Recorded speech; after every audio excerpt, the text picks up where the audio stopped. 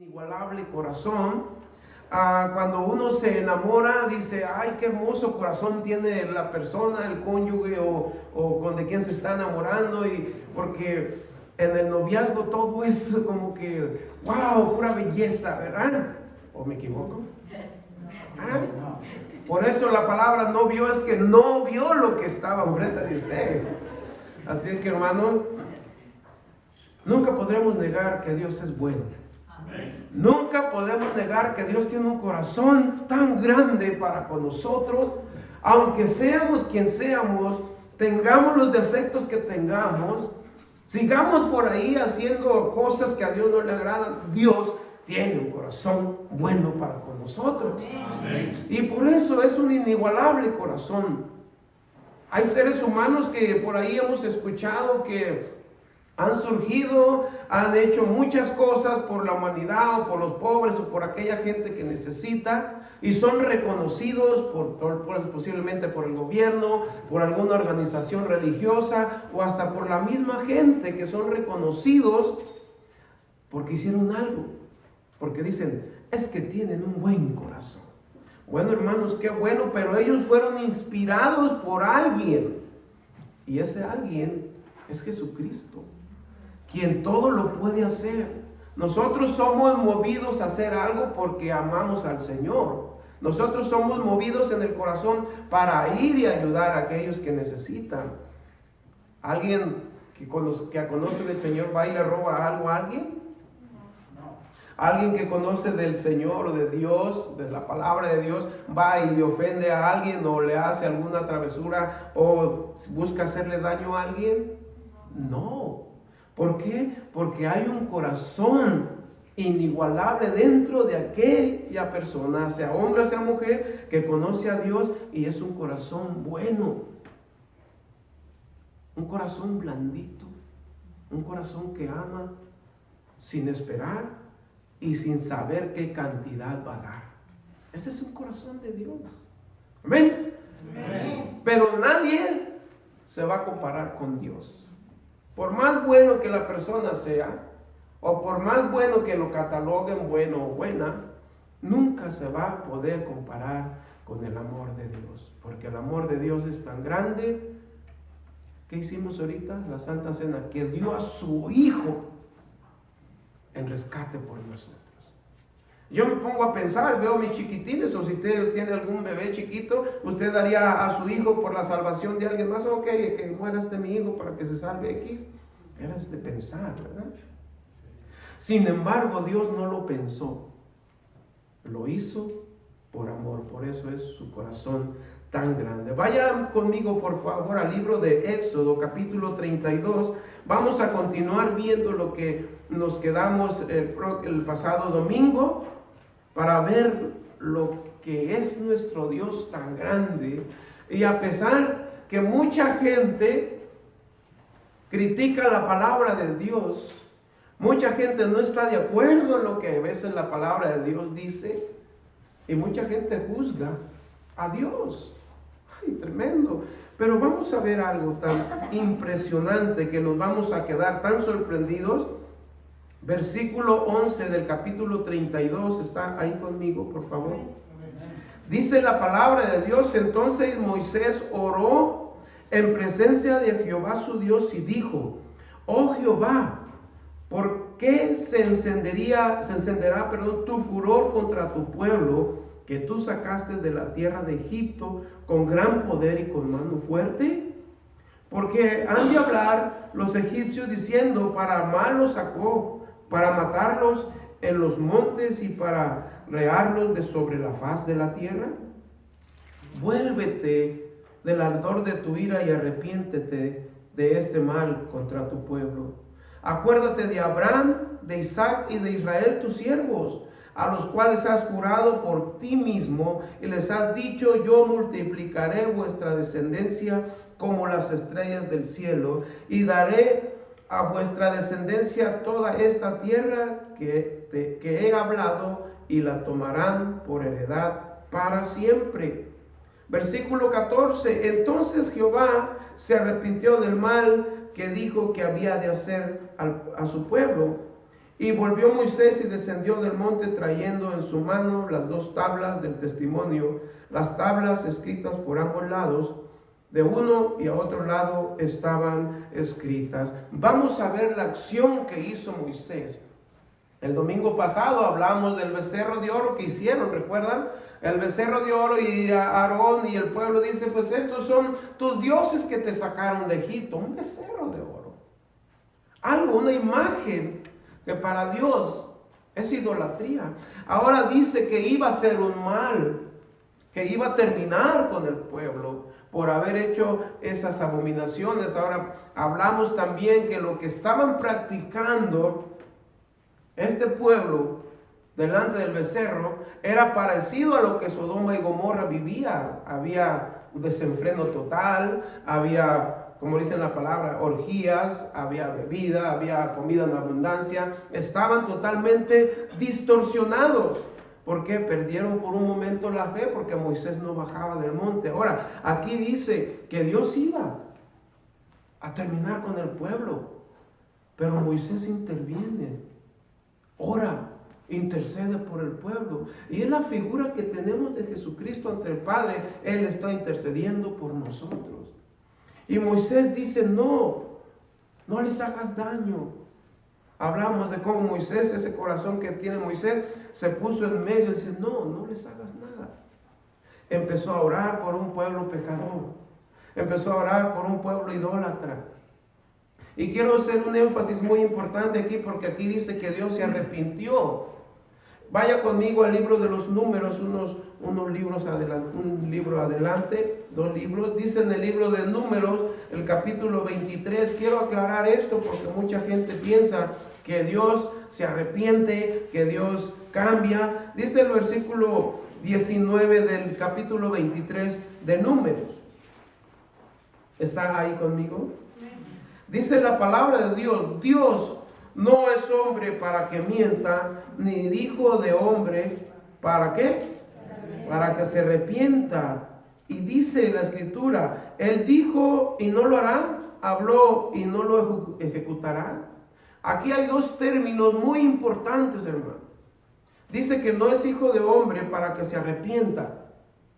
Pero aquí hay 2 términos al último, 2 preguntas. Él dijo y no lo hará, habló y no lo ejecutará. Bueno, para empezar, hermano, cuando la palabra de Dios dice que Dios se arrepintió, había hablado nada más. Lo que dice aquí la palabra de Dios, lo había, vaya conmigo otra vez, lo dijo. Es un verbo que apenas lo va a hacer. Y cuando habla en la otra pregunta que dice, habló y no lo ejecutará, la palabra de Dios aquí nos muestra que Dios no se arrepintió como un hombre, sino que fue movido su corazón por la oración que hizo Moisés ante él. Cuando dice que él no se arrepiente, aquí vemos que no había ejecutado el veredicto para terminar con el pueblo que estaba haciendo idolatría. Lo dijo nada más, pero no lo ejecutó. ¿Se recuerda cuando los reyes mandaban una carta ya sellada? Primero decían, escribe esto, pero faltaba el sello de autoridad.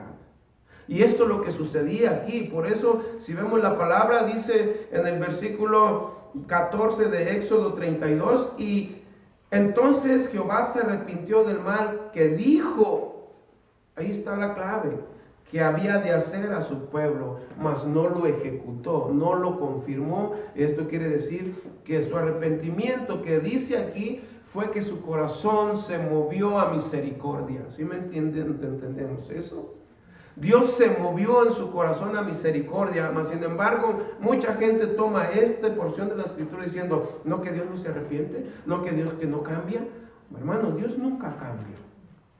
Dios es el mismo, dice la escritura, el mismo que hizo los cielos y la tierra en el principio.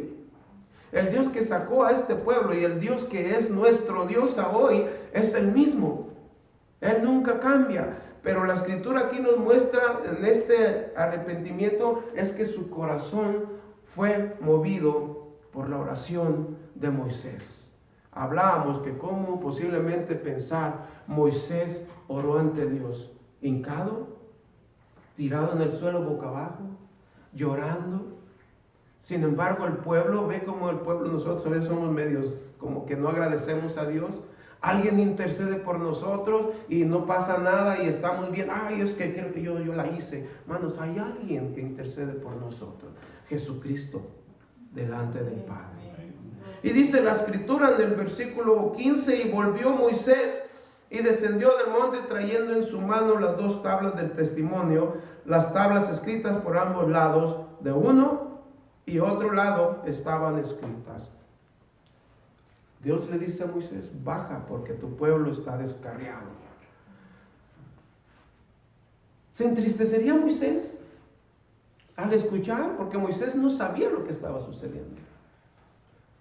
Pensaría, ¿cómo es posible que el pueblo, mismo Aarón, que es el hermano, es un gran líder, cedió al pueblo? Porque por un momento cuando vemos que no sucede nada en nuestra vida, pensamos que Dios ya no está con nosotros.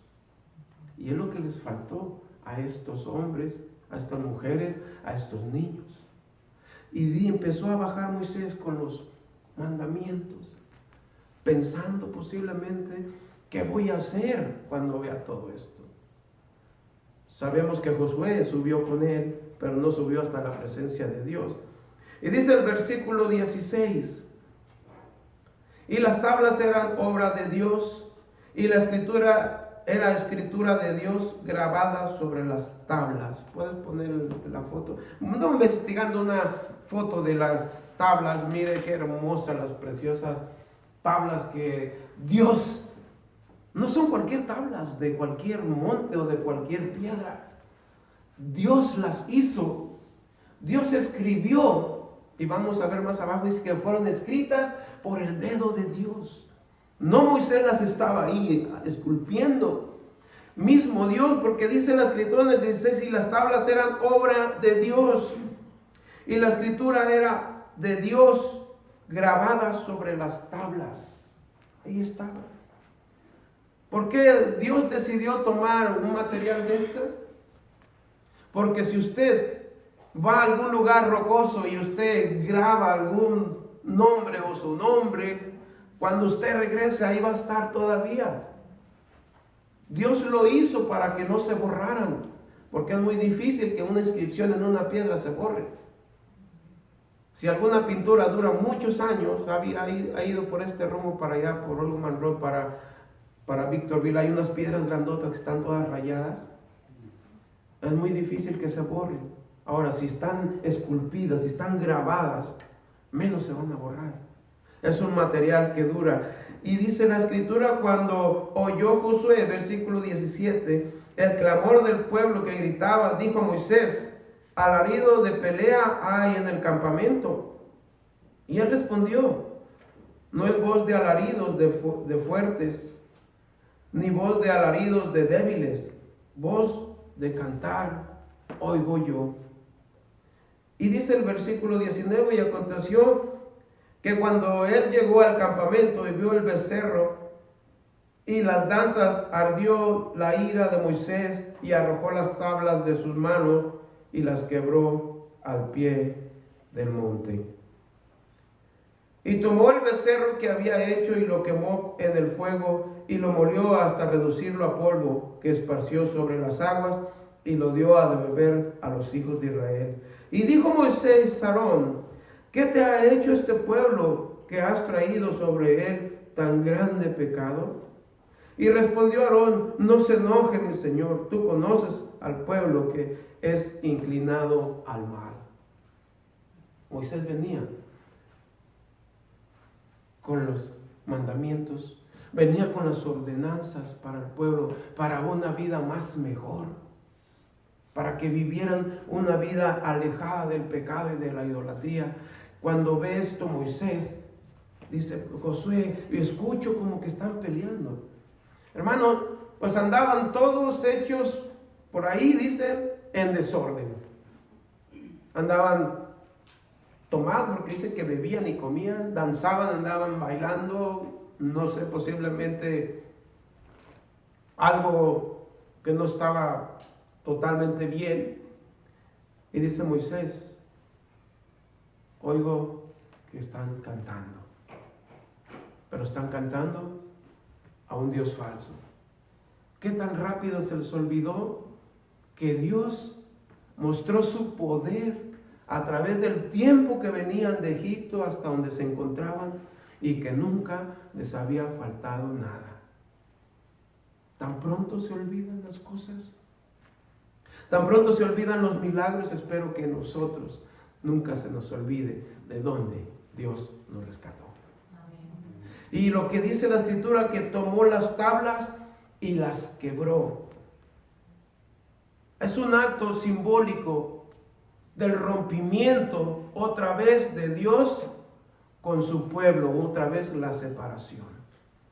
El romper las tablas es romper otra vez el pacto que iba a hacer Dios con su pueblo. Moisés las rompió. Dice que se encendió en ira, no por lo que estaba sucediendo abiertamente, sino por el celo que tenía Moisés en su corazón por Dios. Hay un personaje que todos conocemos en Primera de Samuel, si gusta acompañarme, Primera de Samuel, capítulo 17, nos habla la Escritura de esta manera. Primera de Samuel, si está conmigo ahorita lo vamos a encontrar. Primera de Samuel, en el capítulo 17, versículos 31, dice la Escritura de esta manera. Está ahí conmigo, por favor. Primera de Samuel, ya en otro lugar, pero aquí está. Primera de Samuel, capítulo 17. Nos dice la Escritura de esta manera. Está hablando de el rey David. Y dijo Isaías a David, su hijo, toma ahora para tus hermanos el versículo 31 del capítulo 17. Fueron oídas las palabras que David había dicho y las refirieron delante de Saúl, y él lo hizo venir. Y dijo David a Saúl, no desmaye el corazón de ninguno a causa de él. Está hablando del filisteo, de Goliat. Tu siervo irá y peleará contra este filisteo. Dijo Saúl a David, no podrás tú ir contra aquel filisteo para pelear con él, porque tú eres muchacho y él es hombre de guerra desde su juventud. David respondió a Saúl, tu siervo era pastor de las ovejas de su padre, y cuando venía un león o un oso y tomaba algún cordero de la manada, salía yo tras él y lo hería, y lo libraba de su boca. Y si se levantaba contra mí, yo le echaba mano de la quijada y lo hería y lo mataba. Fuese león, fuese oso, tu siervo lo mataba. Y este filisteo incircunciso será como uno de ellos, porque ha provocado, ¿a quién dice? Al ejército del Dios viviente. Añadió David, Jehová me ha librado de las garras del león y de las garras del oso. Él también me librará de la mano de este filisteo. Y dijo Saúl a David, ve y Jehová esté contigo. Y Saúl vistió a David con sus ropas y puso sobre su cabeza un casco de bronce y lo armó de coraza. Y ciñó David su espada sobre sus vestidos y probó a andar, porque nunca había hecho la prueba. Y dijo David a Saúl, yo no puedo andar con esto porque nunca lo practiqué. Y David echó de sí aquellas cosas, y tomó su cayado en su mano, y escogió 5 piedras lisas del arroyo, y las puso en el saco pastoril, en el zurrón que traía, y tomó su honda en su mano, y se fue hacia el filisteo. Y vemos la Escritura como dice más después, que el filisteo salía y hacía alarde, retaba al pueblo, y el pueblo se regresaba, le tenía miedo. Y dice el versículo 45, si vamos al versículo 45, entonces dijo David al filisteo, tú vienes a mí con espada y lanza y jabalina, mas yo vengo a ti en el nombre de Jehová de los ejércitos, el Dios de los escuadrones de Israel, a quien tú has provocado. Jehová te entregará hoy en mi mano y yo te venceré y te cortaré la cabeza y daré hoy los cuerpos de los filisteos a las aves del cielo y a las bestias de la tierra, y toda la tierra sabrá que hay Dios en Israel. Y sabrá toda esta congregación que Jehová no salva con espada y con lanza, porque de Jehová es la batalla, y él os entregará en nuestras manos. Aconteció que cuando el filisteo se levantó y echó a andar para ir en contra de David, David se dio prisa y corrió a la línea de batalla contra el filisteo. Y metiendo David su mano en la bolsa, tomó de ahí una piedra y la tiró con la honda, e hirió al filisteo en la frente, y la piedra quedó clavada en la frente y cayó sobre su rostro en tierra. Y vemos después, dice, cómo venció con la misma espada, le cortó la cabeza y fueron vencidos los filisteos. Ahora, ¿por qué tomamos esta porción de la escritura? Primero, porque es el celo de la ofensa que le hacen a Dios, que es capaz de luchar contra lo que sea para salvar o para que respeten el nombre de Dios. Igual que Moisés. Moisés le dio ir a ver a ese pueblo ofendiendo a Dios de esa manera, diciendo que ese becerro era Dios. Sin embargo, ese celo hizo que Moisés fuera, regrese conmigo por favor, al libro de Éxodo, perdón.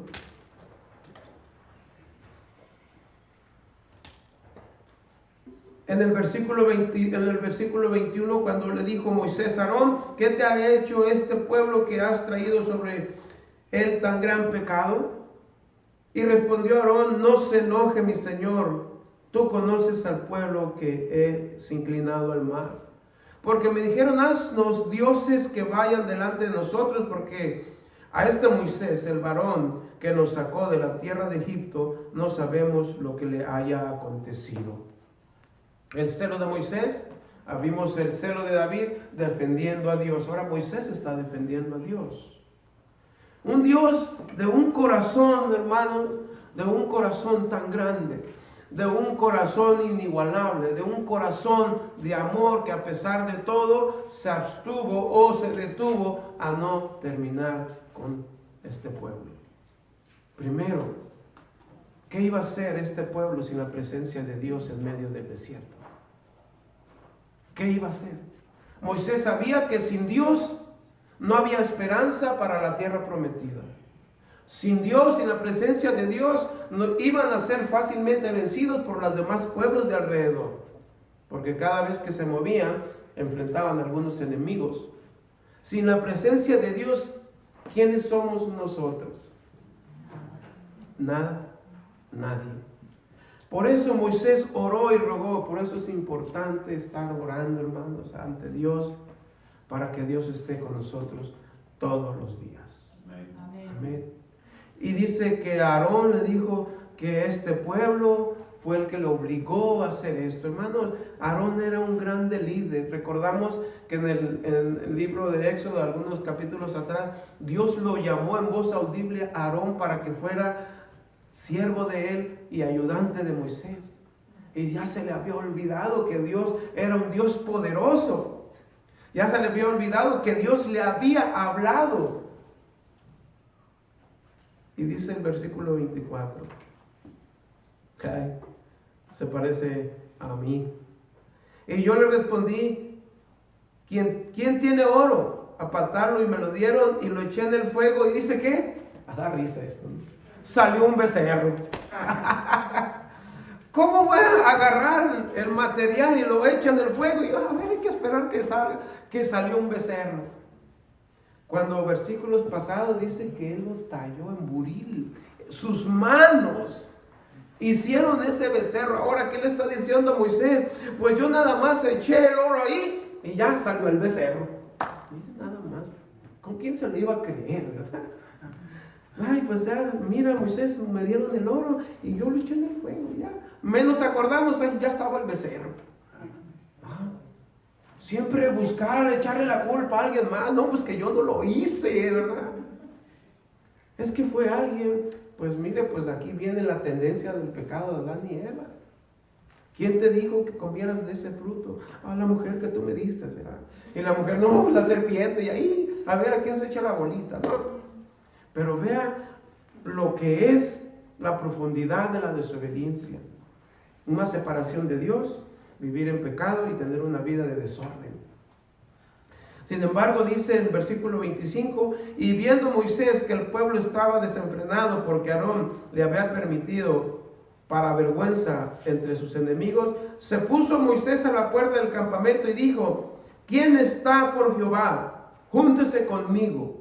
Y se juntaron con él todos los hijos de Leví, y él les dijo: así ha dicho Jehová, el Dios de Israel, poned cada uno su espada sobre su muslo, pasar y volver de puerta a puerta por el campamento, y matad cada uno a su hermano y a su amigo y a su pariente. Se oye bien feo esto, ¿verdad? Pero fíjense lo que pasa. Dios es un Dios que da una oportunidad más. Dijo Moisés: así ha dicho Jehová. No dice: así digo yo. Así ha dicho Dios.